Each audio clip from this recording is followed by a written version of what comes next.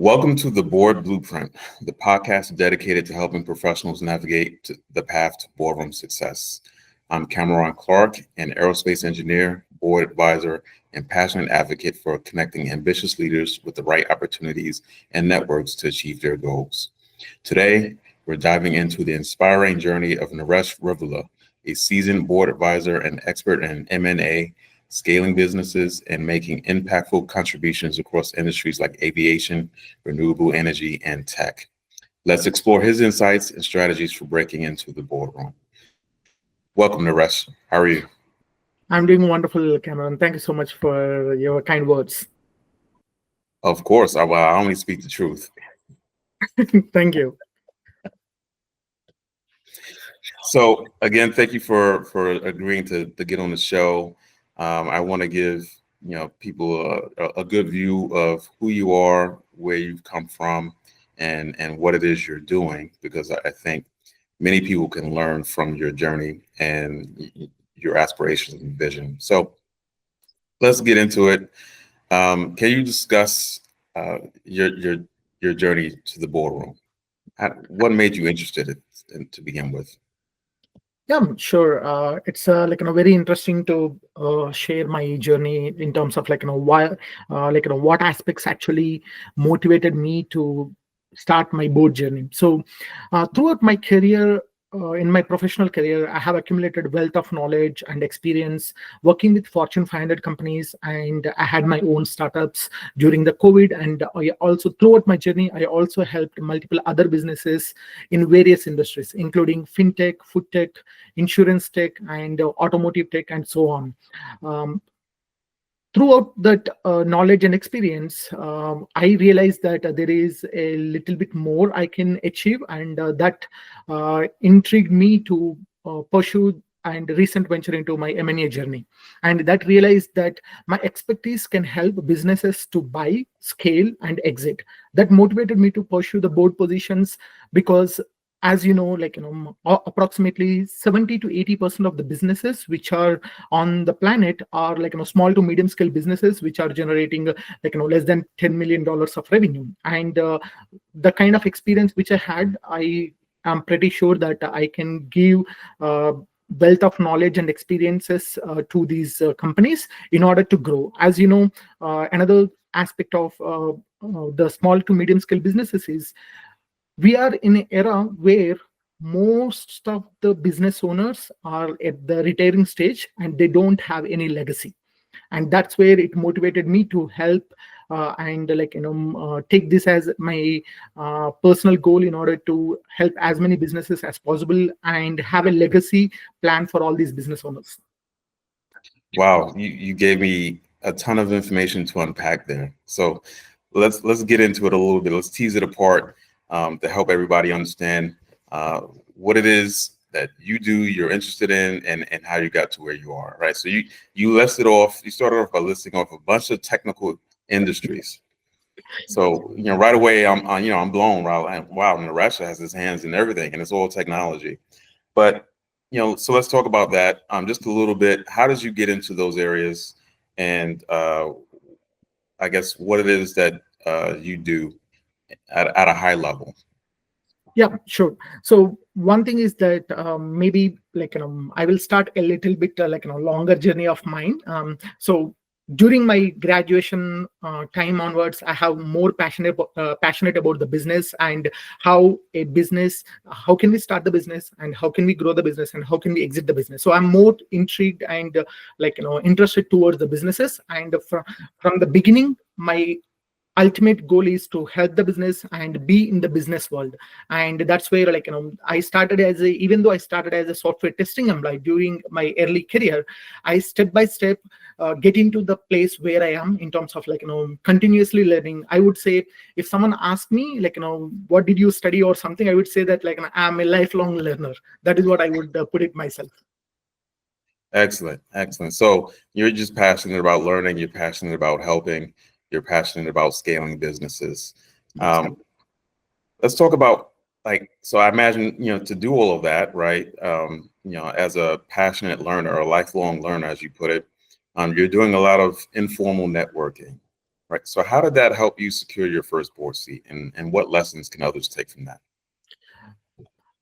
So one of the key lessons which I have learned in my early entrepreneurial journey. So I started my business journey sometime back in 2020, and I started my own startup, which is into the food tech company, which is related to the home food marketplace, which is similar to Uber Eats but catered mainly towards the homemade food. As you know, I'm in Canada, but my roots are in India, and Mhm. at the same time, most of the people who immigrated from the other part of the world, they feel that they are missing a little bit of their authentic food and etc. So that's where I realized that there is a huge need for it, and I started my own startup.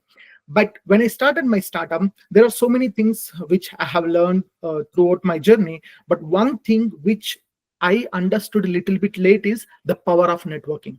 And Mhm. because of that one, I was I ran my the company for 2 years. And at the end, what happened was, the due to the cost of economics and everything, I had to let go of my startup. But what I realized, the kind of valuable lessons which I learned from that is that it's basically, if you have a strong network, you can go and reach the milestones or the things which you can do in a bigger scale. And from that time onwards, I took a lot of lessons from my startup journey and started building my network.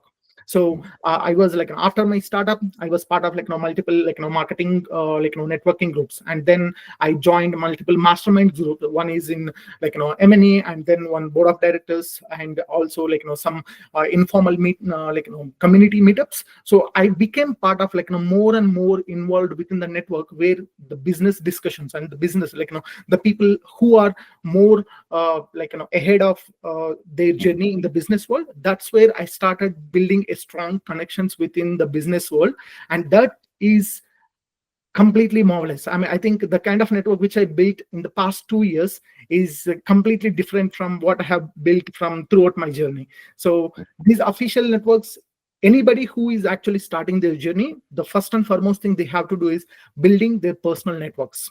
And coming to the your question in terms of how my personal networks has helped me to get the board position. So as soon as as I mentioned, I have been heavily involved in the mergers and acquisitions aspect. I already have a couple of networks within M&A and other arenas. And I reached out to some of the team members whom I am interested, and they told them hey, shall we have a informal meeting? And I told them about what I have been doing and how I can help them. And that's where I landed into my first board position. Nice, nice. So it's fair to say that at very early on, you recognize that no matter how smart you were, how ambitious you were, you couldn't accomplish your goals on your own. So you sought out like-minded individuals and put your heads together to figure out how you can learn from them and how you can help them achieve their goals. And together, everyone rose.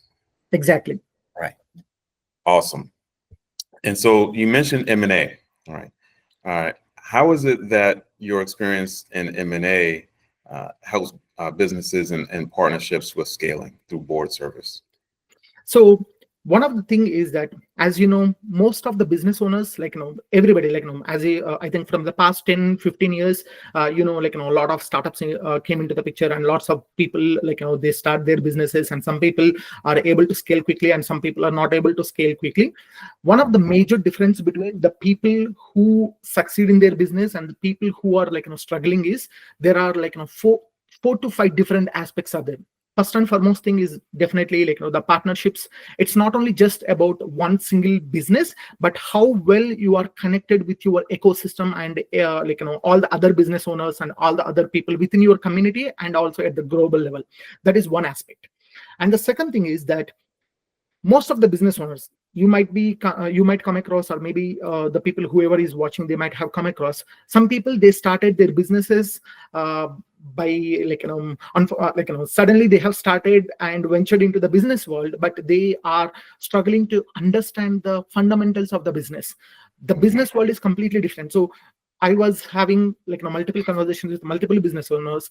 One of the common mistake what the business owners make is they make their business completely rely on them, and because of that one, so they don't have any systems in place, they don't have any proper management in place, they don't have any kind of marketing teams in place. They have built this the business on their own personal relationship, which is great, but at the same time you need to be in a position that when it comes to for example, a business owner who is running the business from past 25 to 30 years, and he's completely, if he don't work within the business and he's taking the vacation, the business is at stagnant state.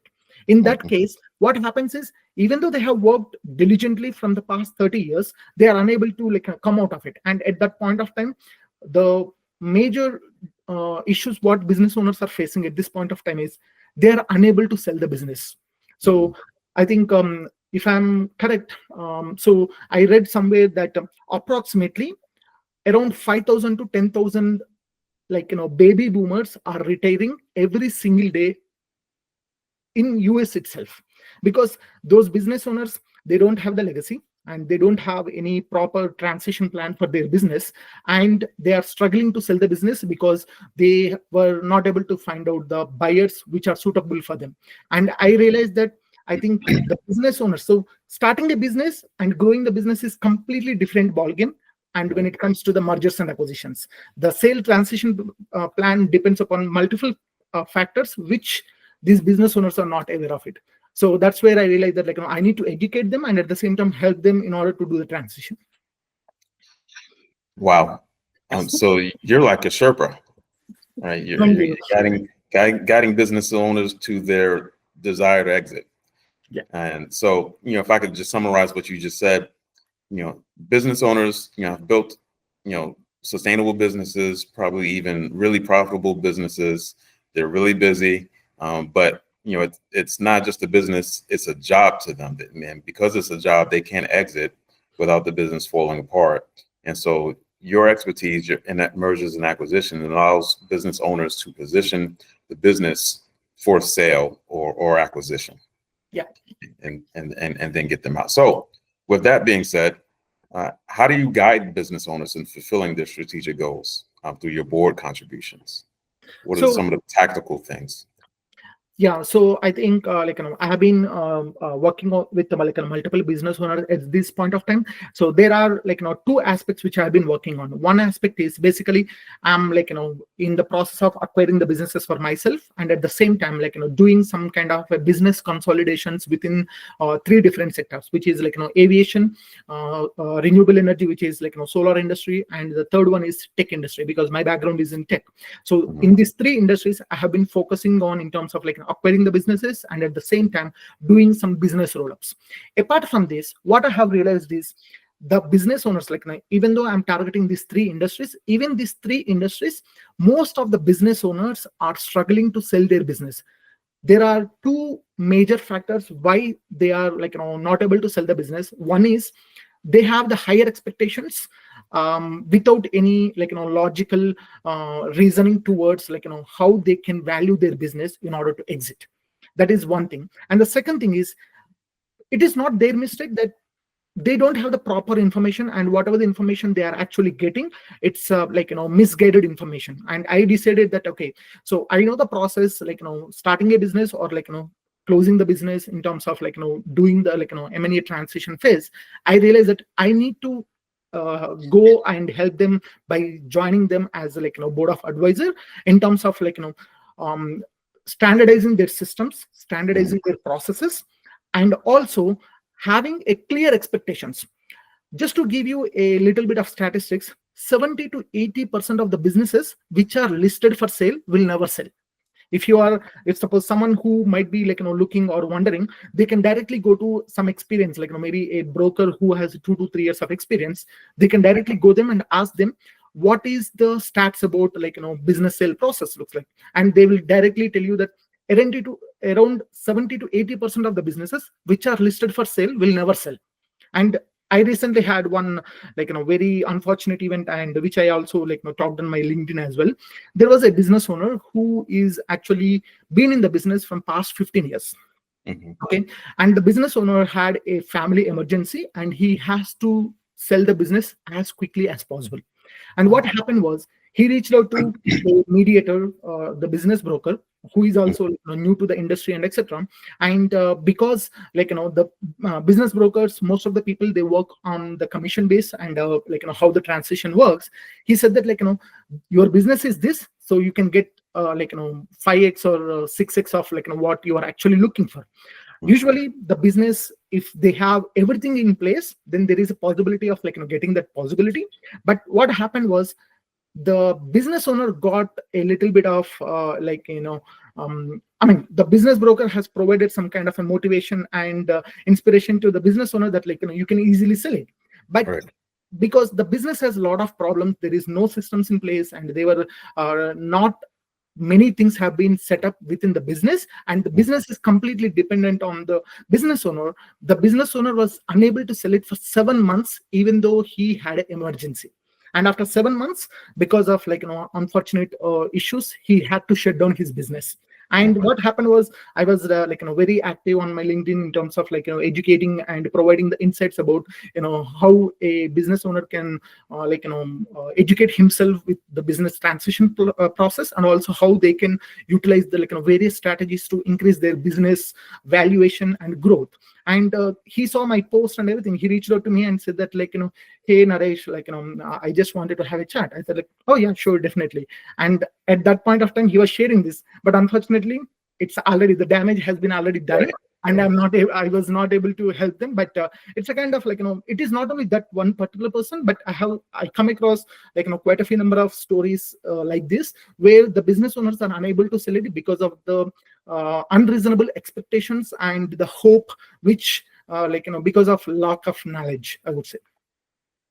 So going into situations like that, let's say, he had come to you earlier, 7 months earlier, 10 months earlier, whatever the case may have been. As you mentioned, businesses need to be set up for sell, right? They need to have systems in place that are repeatable, somewhat automatic. The financial documentation needs to be in order. It needs to be presented in a certain way in order for would-be acquirers to assess the business and say, this is the operating profits and margins. These are the losses. This is how I would scale it, in the future. All right. Given your background and your expertise as a board advisor, how would you approach that business owner and say, all right, I see you have a great business here, pat on the back, great job for getting it this far, but you still have a lot of work to do in order if you want to sell it. But if you do it, you'll be able to sell it for, multiple times its value. How do you approach them with that? And then do you force them to do the work? Do you say we need to bring in other people to do the work? Kind of walk us through that from a board advisor or a director perspective. Yeah, that's a great question, actually. So it all depends upon the case by cases. There is no one answer fits for all the scenarios, because let's say that some business owners, they have everything is in place, but they reached a threshold value where they're unable to grow, or they don't know how to proceed further. So that is one state. Whereas some business owners, they have been doing the business, but they are doing all of them on a manual basis, and they don't have any systems in place. So it is all depends upon the case by cases, and what is the business owners motives. Because some business owners, I mean, I do not want it to say that this is right or this is wrong. Some business owners, what they wanted to do is, so they started their business just for having the freedom of their own boss, and they are happy with where they are. But some business owners, they actually wanted to grow exponentially, and they don't have the systems in place. So the first and foremost thing, as part of my M&A advisor, or for example, if I'm having a conversation with a potential business where I wanted to acquire, the first and foremost thing what I do is, I wanted to understand the motives of the business owner, what he's trying to do, and what are the bottlenecks, and what is his short-term vision and long-term vision. So there are the kind of networks which I have at this point of time. A lot of people, what they think is, okay, so growing the business is only through more customers and more sales and etc. But that is not the only way a business can be grown. The business can be grown in multiple ways through multiple partnerships, and also the kind of network where I have, even if the businesses are looking to expand their operations into the other regions, what happens is a business can purchase another business by the potential acquisition, and without even starting from the scratch, they can simply acquiring another business, they can increase their footprint into another location. And most of the people, what they think is, okay, mergers and acquisition is only for the bigger businesses, not for the small businesses, which is completely wrong. So Right. the mergers and acquisition can happen for any scale in any industry, but the thing is, you need to have a proper system, proper strategy in terms of, okay, what you are actually planning to do. And that is where it will all bolts and nuts, where we will see that how the strategy can be applied, whether he wanted to what is the short term vision and the long term vision. And that's where we can go. And it's a kind of a journey, I would say. There is Yeah. no one simple answer which fits the all, but Mm. depends upon the business owner's motives, either just to provide the advice, or maybe bring some kind of partners who can help to implement the systems which we are advising. Okay. Very, very great insights there. So we've talked a lot about, your role as a board advisor, specifically through the lens of mergers and acquisitions and how businesses can set themselves up. I want to shift gears a little bit here and pull from your experience maybe some lessons learned along your journey to help those listeners that maybe considering getting on a board but don't yet have a board position, and talk through some of the things that have helped you, maybe some of the pitfalls. So how did you go about identifying the right people in your network to approach for board opportunities? So the first and foremost thing, which I think I have covered in the beginning, is that, so the kind of knowledge and the kind of network which we are building, that will be the strong foundation where we can start. So as soon as I mean, everyone starts somewhere. And even if you're talking about Elon Musk, or if you are talking about Jeff Bezos, or Microsoft CEO Bill Gates, everyone has started from somewhere. Give me 1 second. Everyone has started from somewhere. And I would say that it's about tapping your network and letting them know that what actually you have been working on, and how you can help those businesses. So one of the things which I have done is that I reach out to my LinkedIn network, and I'm actually more active on LinkedIn, in order to connect with the business owners, as well as the people who are in the MySpace. And I've been sharing the knowledge, and I have been connecting with them, and also asking them, shall we have an informal meeting? So it's not you don't need to pitch anything, you don't need to sell anything, but understand, hey, this is my journey and this is my experience. Do you think I can help you in any way which will be useful for you? So that is where the entire process looks like. So you approach it from a value add Exactly. perspective. Yeah. And Exactly. so in those meetings, do you mention that, hey, I want to set up a board for you, or is it really just digging into what are their problems, what are they looking to achieve, and then figuring out how you might be able to help? So as I mentioned, most of the cases, what I will be referring is, I wanted to understand, hey, this is my experience, and I would love to know, where you are in your business. Do you need Mm. any kind of help in terms of whether you are planning to grow, or maybe you have other aspirations? Because it will be pretty hard if you are not understanding what is the business owner's motive, and you're just pitching. It's a kind of, it's not actually a informal meeting or anything which you are providing the value addition, but you are basically selling something. So I always like to avoid that one. But however, I will try to see, okay, so what's your experience, and what you are actually juggling between, and what kind of help you need, and I will see that whether I can provide the value or not, Mhm. and based on that I can proceed. Okay. Very good advice. Are there any do's or don'ts for approaching these meetings, or maybe you've been offered a board seat? Are there any do's or don'ts for how to behave once you're on the board? So the board spectrum is it's a completely different aspect. And one thing what I would recommend each and every board aspirant is, first and foremost thing, irrespective of the knowledge which you have, the board knowledge is a little bit different. And what I would recommend is, as we have a lot of resources, and also we have Callum's books and all of these things, I would recommend everyone to have the accumulate the knowledge in multiple aspects, in terms of business strategy, in terms of the advising the board, in terms of governance, in terms of the strategy, all of these things. If you can, it's a kind of learning process. I mean, by doing one time and trying to go and apply that one, it will not work. But it's a kind of learning process, I would say.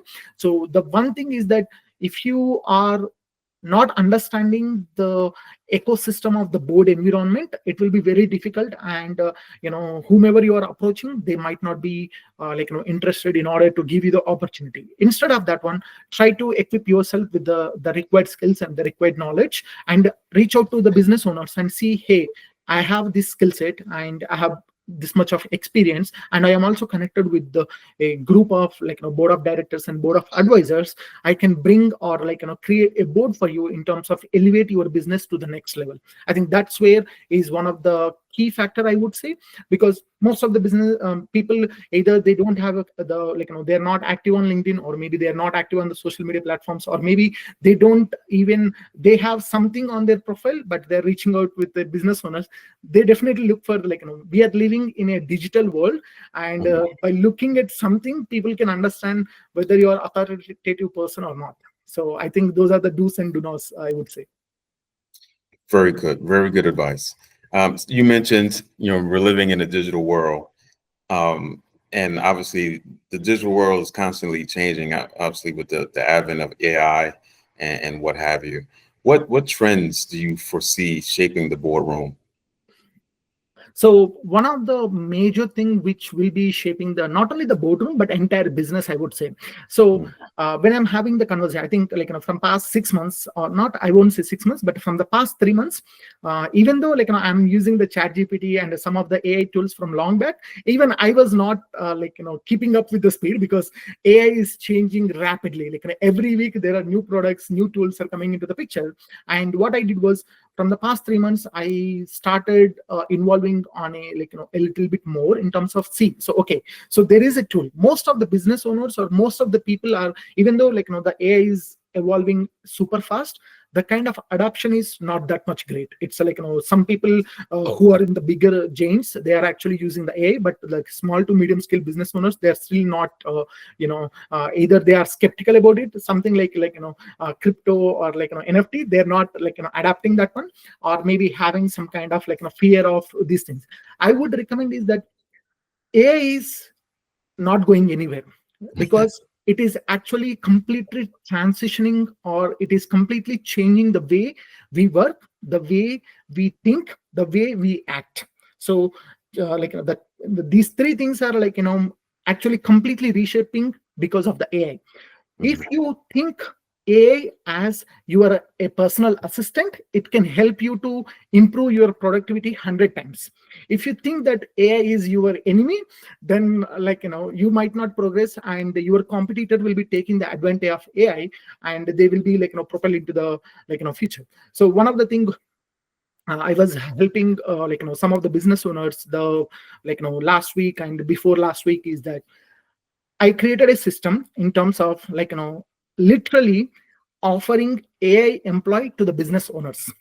So basically what will happen is, if you're talking about the service based business, let's say that a med spa or healthcare, or maybe HVAC companies and etc., most of the business owners, what happens is, either they are busy doing the work, or they don't have the employees in order to take more calls or more appointments.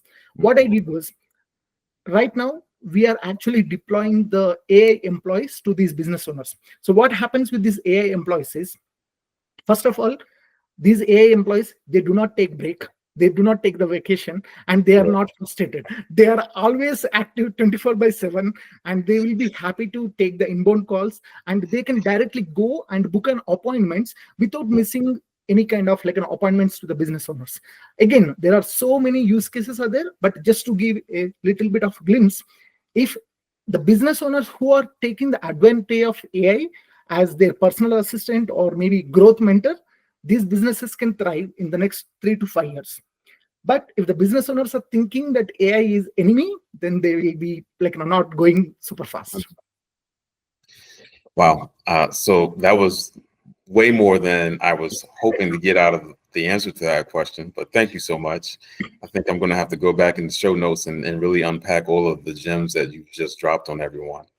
But Naresh, thank you so much for sharing your incredible journey and invaluable insights with us today.